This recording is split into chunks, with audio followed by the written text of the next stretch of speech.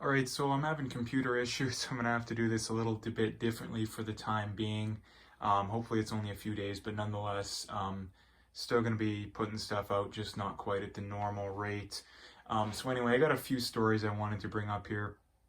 The first one's actually I wanted to talk about for a couple reasons. The first one being the obvious, the glaringly, glaringly interesting title here, and that this is from Anthony Furey, and he quotes a story out of Men's Health saying, researchers analyzed more than 62 million gym visits from 14 countries and found just 487 cases. Now, I crunched the math on that, and the math came out to, I think it was one in 340, I think it was 327,000 or something along those lines. It was, like I say, it was in the hundreds of thousands. So, and then I crunched the math even further and found out that again, you would I think it was, if you went to the gym every single day, which again I don't think anyone does. There's people that probably go 5-6 days a week, but no one goes literally every day for a whole year. But let's just say you did.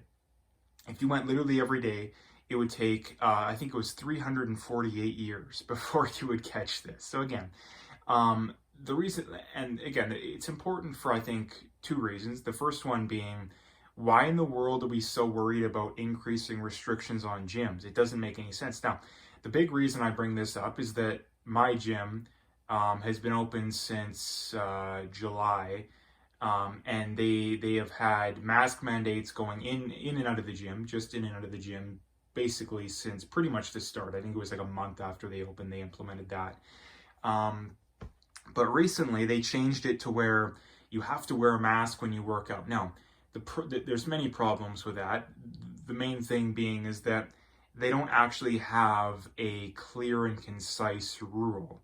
The rule says that you have to wear a mask unless you're doing intense exercise or something along those lines. So again, the problem with that being is that one person's definition of intense exercise may be different than the next person. So that is the problem. Now, the reason I bring this up is that, you know, we've had this for, I think it's about 2 weeks now, and I had my first bad interaction with it yesterday, and that basically, like I say, that the rule seems to strongly imply, and the people that work there have confirmed, that you don't have to wear it while you're actually working out. You just have to wear it when you're walking in between things, right? So in other words, the rule seems to imply, and this is the reason why I think it's so stupid, is that they basically are arguing that, you know, the virus won't spread while you're working out or in between sets. It won't spread then, but it will spread, you know, when you're walking around, right? Which doesn't make any sense. It doesn't make any sense whatsoever. That, I mean, and not to mention, it's the equivalent of a doctor performing surgery and taking off the mask multiple times without washing their hands. Anybody who has any medical knowledge whatsoever knows that that's complete bunk. That's complete bunk. So anyway, someone ended up getting mad, which at the time I was doing something that was fully within the rules. But then apparently, like I say, the rules are so unclear. I don't know what to do. And again, because I disagree with all this garbage and it makes no sense, there's no rhyme or reason behind it, I just wear it in and out, and then when you're walking around. No, the one time I didn't wear it walking around, and then sure enough, someone else gets mad. And like I say, you know, they've had this for about 2 weeks, so it's surprising that it's taken this long for someone to get mad. I thought it would happen sooner. So sure enough, someone gets mad. One of the people working there comes and has a talk. We kind of figure out the rules. And number one, they basically admitted the rules make no sense. Like, they admitted the rules make no sense. They admitted that they're not even going to enforce the rule that they have signs all over the gym that's saying, oh, you got to wear a mask unless you're doing intense exercise.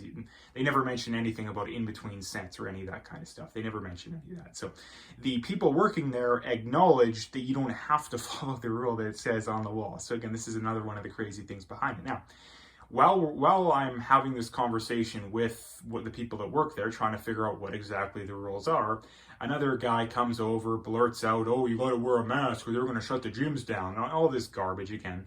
And again, we were having a nice, peaceful conversation. Some complete a-hole comes over and starts jumping in for no reason, right? So, no, but because there's no evidence that the gyms are at risk of being shut down because a random person isn't wearing a mask. Again, stuff like this proves that. Stuff like this proves that. So again, and then after that, they come over to quote unquote apologize. They basically say they're sorry and then immediately go into blasting me even more than they were originally, which again is not an apology. That's not how an apology works. And then it goes nowhere too. And not to mention too, they bring up the whole, what I said is that nobody is following the rules because nobody is, or some people are. The only way you're actually following the rules is if you literally wear your mask every second of being in the gym, which some people do, but the vast majority don't. The vast majority don't. And what I said is, I told them that most people aren't wearing them properly, including him, which is the most ironic thing because he's one of the people that takes it on and off in between sets, which completely defeats the purpose. But anyway, like I say, and then they bring up people drunk drive, that's not an excuse. And again, number one, that comparison makes no sense because number one, nobody is at risk of dying because I'm not wearing a mask properly in a gym. Stuff like this just proves that. There's no cases that have been traced back to that gym. Again, it doesn't make any sense. That's the whole point being. And then, like I say, too, the whole, it's not an excuse. Well, again, if you want to have these beliefs, practice what you preach. This is the thing that really bothered me, is that there was literally endless amounts of people that are breaking the rules just as much as I am, including this guy too. This is the most ironic thing about it, is that the guy wasn't wearing the mask properly either, right? He said, and not to mention too, he blurts out, "Oh, can you read the sign?" That's not what the sign says. The sign doesn't say anything about in between sets. So again, this is the kind of people we have to deal with. Again, it's really annoying. It's really annoying. And like I say, the gyms aren't at risk of being closed because people aren't wearing their masks properly. There's no evidence for that whatsoever. So anyway, it's a very interesting thing. And again, this is the thing that really bothers me too, is that why are we focusing on this kind of stuff when we know it's not having an effect? We know it's not having an effect. Why are we focusing on it? If you want to save lives, the entirety of our focus should be around nursing homes and people who have multiple comorbidities. The minute that you bring up increasing restrictions on healthy people, you immediately lose the "I care about saving lives" mantra. You immediately lose the right to say that. So again, the next thing I wanted to bring up here is from Candice Malcolm, a title out of True North, saying Canadians to be billed $70 million for MP's pension plan top-up. The current pension plan guarantees payments on average of $69,800 a year to retired MPs who serve at least 6 years in office. Again, why are we doing this? Not to mention too, especially in times like this, like, why in the world are we increasing MPs' pensions when we have so many people suffering? Like, why are we doing it? It doesn't make any sense. Now, again, this is the other thing that really astounds me about all these people. They're, we care about the wealth gap and we gotta help the poor and all this garbage, but yet we're perfectly fine with this. We're perfectly fine giving, a run-of-the-mill MP, I think, what do they make? Like, it's not that much. What is it, like $130,000 a year? It's especially if you live in a big city, that's by no means rich. But again, a $70,000 a year pension, like, come on, that is pretty rich. Especially during times like this. Like, here's the thing.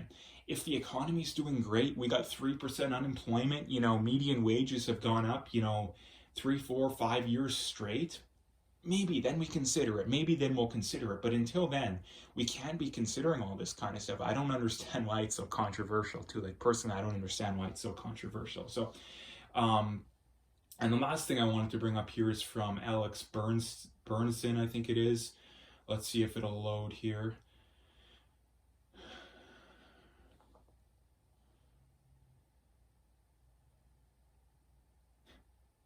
All right, so he says, from a hospital executive who was provided information before and whose chain has facilities in one of the Midwest surge states, saying, thanks for checking in. Same as always, no names, please. We've had a surge going from about around 5 to 6 patients a month ago to about 25 to 30 patients today. So to borrow from the media, we've had a 500% increase. More importantly, we feel better than ever that we can handle any of these little mini surges just like we do every winter. People need to remember that we are used to being 100% full in our ICUs and ERs this time of year. So this feels pretty normal. Again, why aren't we hearing stories like this more? Why aren't we hearing stories like this more? Like seriously, why aren't we hearing stories like this more?